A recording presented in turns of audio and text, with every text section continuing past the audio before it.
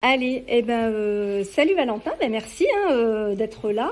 On va pouvoir aller au-delà et discuter tous les deux de ce qui va vraiment venir soutenir ta trajectoire de vie ambitieuse parce que tu as un très beau projet. Est-ce que tu peux nous dire qui tu es et surtout ce que tu portes comme exigence dans ta vie? Bonjour Laure, je m'appelle Valentin Bissoudi. Merci d'avoir me donné cette opportunité pour m'exprimer aujourd'hui devant les téléspectateurs. Voilà, je suis athlète marathonnier de haut niveau. Déjà, j'ai fait beaucoup mes preuves dans de grandes compétitions, les championnats du monde, les Jeux olympiques, les Jeux olympiques militaires, les championnats d'Afrique, les Jeux africains, plusieurs grands meetings en Europe, en Afrique, tout ça. Donc, je totalise au moins une centaine de médailles et de trophées. Et voilà, j'ai encore plus l'ambition, j'ai l'énergie qui est en train de me pousser encore à aller plus loin vers Los Angeles. Donc voilà, les ambitions sont énormes. Super. Alors, ce que je perçois effectivement, c'est que tu as un énorme niveau d'engagement, des ambitions élevées, mais je crois savoir que tu as été blessé, donc ça te coûte certainement énergétiquement, je vais dire. Comment ça se manifeste dans ton quotidien, ce manque d'énergie? Oui, mais justement parce que le niveau de mon engagement était tellement élevé dans le point à ce que j'ai fait des choses avec l'excès de travail, l'excès de vitesse et tout ça. Donc voilà, c'est ça qui m'a amené la blessure au niveau des déchirures musculaires, qui m'a freiné pendant quelques mois. Et là maintenant, vous pensez que derrière ça, moi j'ai eu une motivation qui est vraiment énorme parce que vu ce que j'ai déjà réalisé dans le passé et ça me postule encore plus d'engagement, de l'énergie pour pouvoir aller chercher l'énergie. J'ai dit la blessure, c'est inévitable pour tous les athlètes. Mais bien sûr, après avoir ça, il faut mettre vraiment un programme de la discipline. Il faut aller chercher au-delà de la discipline pour pouvoir revenir à son meilleur niveau. Et c'est ce qui est en train de se réaliser. Donc après ça, il y a beaucoup de secrets il y a beaucoup de secrets comme la foi, l'engagement, le courage, même s'il y a le vent du var. Je dis, ce secret-là me donne toujours l'énergie d'aller courir contre le vent, d'aller courir sur le soleil, d'aller toujours sous la pluie, tout ça. Donc voilà, c'est tout cette atmosphère-là qui m'a donné plus de courage aujourd'hui pour aller suivre mon rêve à Los Angeles. Magnifique, t'es inarrêtable.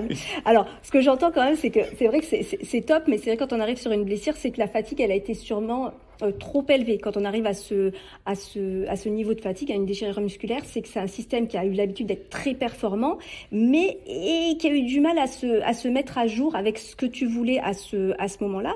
Alors, il y a beaucoup de personnes qui se trompent parce qu'ils pensent qu'il faut en faire plus, alors qu'en fait, il faut suivre son évolution. Et est-ce que ça te parle, ça? Oui, ça me parle parce que avec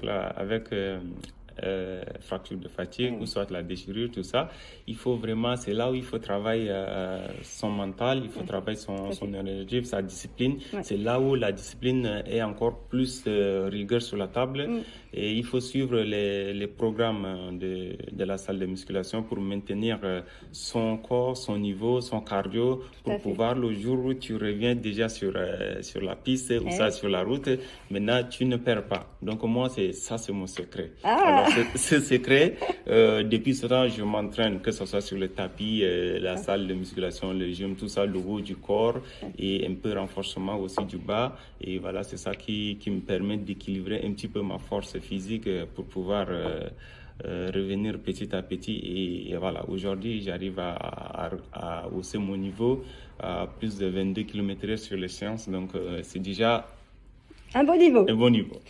Super, merci.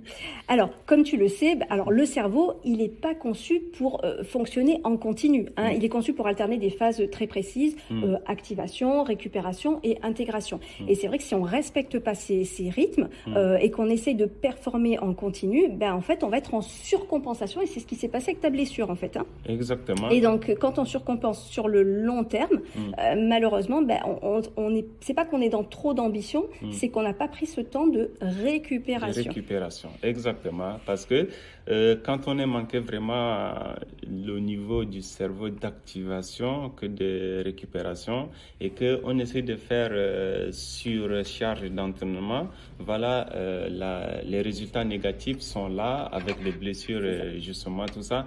Donc, c'est pour cela que maintenant, on cherche vraiment à activer notre énergie, que ce soit physique, mentale, pour que ça soit bien équilibré avec notre récupération, pour pouvoir montrer aux gens que voilà, la discipline, la rigueur et le travail, tout ça, c'est ça qui constitue vraiment le succès d'un athlète de haut niveau. Tout à fait. Oui. J'adore. Il nous donne des secrets, là. Il nous donne des secrets. Donc, du coup, finalement, dans ce que tu dis, la vraie question, c'était même pas comment je fais pour tenir plus longtemps, mais c'est plutôt quel système va être capable de me soutenir, mais dans le temps, dans la durée, ce niveau d'ambition. Et c'est pas une petite ambition. Et c'est là que j'interviens, parce que du coup, moi, je travaille pas sur la motivation, mais plutôt sur l'optimisation du système nerveux, pour créer une performance qui est à la fois stable, élégante, durable. On va pas pousser, on va calibrer. Donc, toi, depuis que tu as commencé ce travail, qu'est-ce qui a changé dans ta manière de fonctionner?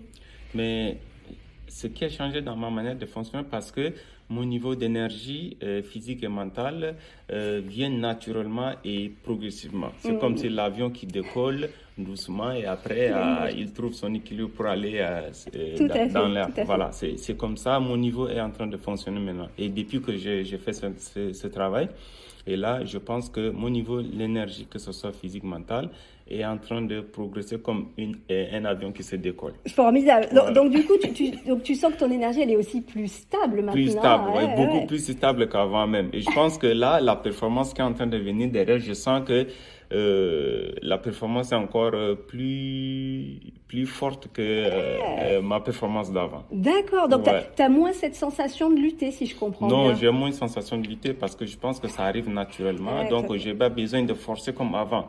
Vous voyez, avant, parce qu'il y a beaucoup de stress, tout ça, donc j'essaie de forcer beaucoup plus les choses, tout ça. Mais maintenant, comme les choses arrivent naturellement, la nature fait ses beautés aussi avec le beau soleil, le vent, tout ça. Donc maintenant, ça me donne...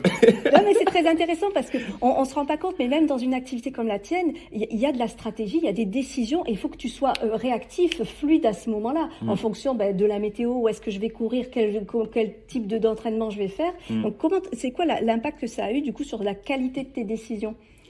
Oui, l'impact, parce que ma décision est que si vous avez moi, je suis un athlète, que je construis ma vie pour après transmettre les expériences aussi à mes cadets qui vont commencer aussi derrière moi. Et là, je construis ma vie, tout ça, autour de course à pied, autour de mes études, de ma formation d'entraîneur, de jury, tout ça, c'est pour pouvoir rester vraiment dans le cadre du sport.